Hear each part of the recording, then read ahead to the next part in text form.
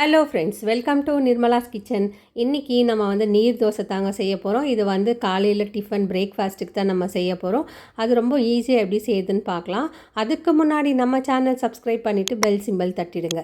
நான் இன்றைக்கி நீர் தோசை செய்கிறது ஒரே மாவில் 2 விதமான தோசை செய்ய போகிறேன். ஒன்று பிளெயின் தோசை, இன்னொன்று ஸ்வீட் தோசை. அது எப்படி செய்யுதுன்னு பார்க்கலாம் வாங்க. முதல்ல நம்ம அரிசி ஊற வச்சுக்கலாம். நான் இன்றைக்கி 2 கப்பு ஆகிற அளவுக்கு நான் அரிசி எடுத்திருக்கேன். இது தோசை அரிசி தான். நம்ம காலையில் பிரேக்ஃபாஸ்ட்டு செய்கிறோன்னா நைட்டே நம்ம ஊற வச்சிடணும். ரேஷன் பச்சை அரிசியில் கூட நம்ம இந்த தோசையை செய்யலாம், ரொம்ப நல்லாவே வரும். நான் இன்றைக்கி ஃபஸ்ட் குவாலிட்டி தோசை அரிசி எடுத்திருக்கேன், அதில் தான் நான் செய்ய போகிறேன். நீங்கள் தோசை அரிசி இல்லைன்னா கூட நீங்கள் சோனா மசூரி அரிசி கூட ஊற வச்சு இந்த தோசையை செய்யலாம், ரொம்ப நல்லா இருக்கும். நீர் தோசைன்றது காலையில் பிரேக்ஃபாஸ்ட்டுக்கு ரொம்ப அட்டகாசமான தோசை தான் இருக்கும். ஒரு 2லேருந்து 3 முறை நம்ம அரிசி கழுவி எடுத்துன்னு வந்தாச்சு. இப்போ அரிசி முழுகிற அளவுக்கு நம்ம தண்ணி ஊற்றிடலாம். ஊற்றிட்டு மூடி வச்சிடலாம். நான் நைட்டு தான் ஊற வச்சுருந்தேன். இப்போ காத்தால பார்க்கலாம். நம்ம மூடி ஓப்பன் பண்ணிவிட்டு பார்க்கலாம். பாருங்கள், அரிசி நல்லா ஊறி வந்திருக்கு. நமக்கு அரிசி எவ்வளோ நல்லா ஊறுது, தோசையும் அவ்வளோ நல்லா வரும். இப்போ தண்ணியெல்லாம் வெளியே கொட்டிட்டு நம்ம மிக்ஸி ஜாரை எடுத்துக்கலாம். நான் ஒரே முறை ஆட்டுறதுனால பெரிய மிக்ஸி ஜார் எடுத்திருக்கேன்.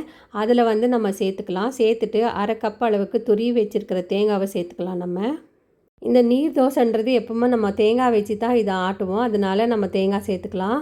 இப்போ நான் 1/2 கப் அளவுக்கு தண்ணி ஊற்றிட்டு நம்ம ஆட்டி எடுத்துக்கலாம். இது நல்லா நைஸாக ஆட்டி எடுத்துன்னு வரணும். இந்த நீர் தோசை ரொம்ப ஹெல்த்தியான நீர் தோசை நம்ம வீட்டில் செய்கிறது.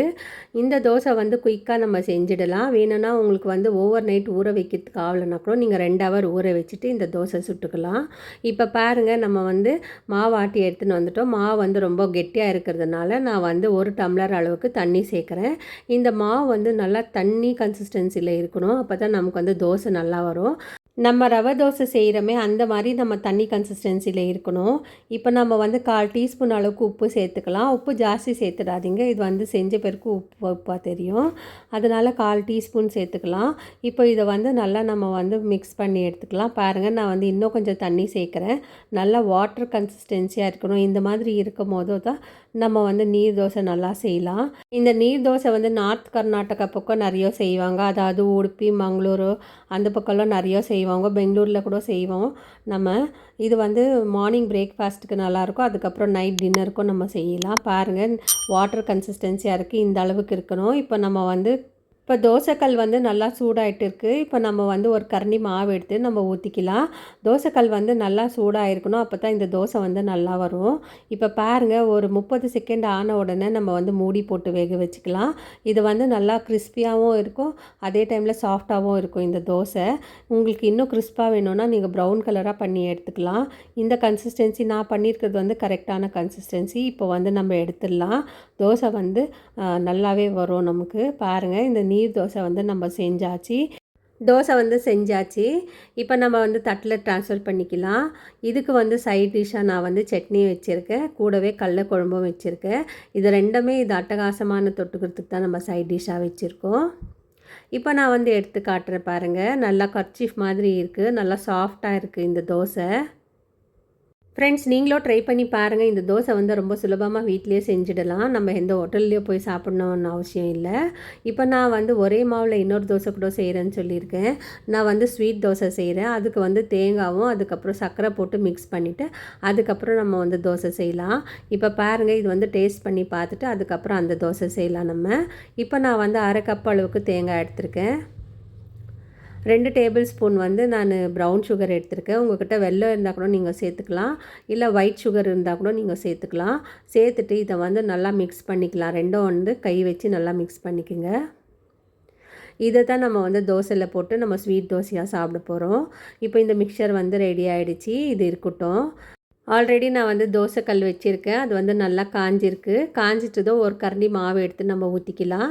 பாருங்கள், இந்த கேப்புங்கெல்லாம் இருந்துச்சுன்னா கொஞ்சமாக ஃபில் பண்ணிக்கலாம். நம்ம நீர் தோசைன்றது எப்போவுமே இந்த மாதிரி ஹோல்ஸாக தான் வரும், அது ரொம்ப நல்லாயிருக்கும். இப்போ இது ஒரு 30 செகண்ட் ஆன உடனே நம்ம மூடி போட்டு வேக வைக்கலாம்.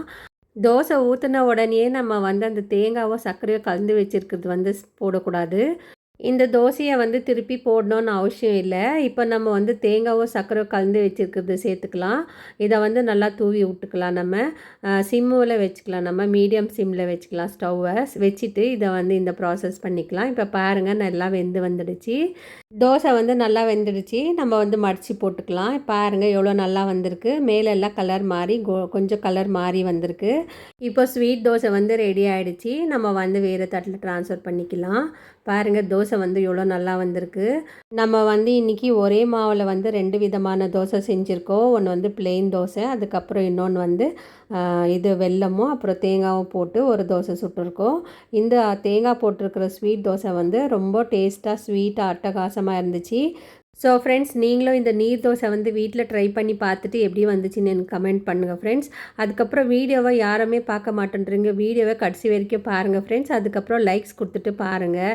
அப்போ தான் எங்களுக்கு வீடியோ வந்து இன்னொருத்தருக்கு ரெக்கமெண்டேஷன் ஆகும். ஸோ இப்போ வந்து நம்ம பார்க்கலாம். பாருங்கள் தேங்காய் பூ போட்டிருக்கிறது எவ்வளோ நல்லா வந்திருக்கு தோசைன்னு. இப்போ இந்த வீடியோ பிடிச்சிருந்தா லைக் பண்ணுங்கள், ஷேர் பண்ணுங்கள், சப்ஸ்கிரைப் பண்ணுங்கள். தேங்க்யூ, பாய்.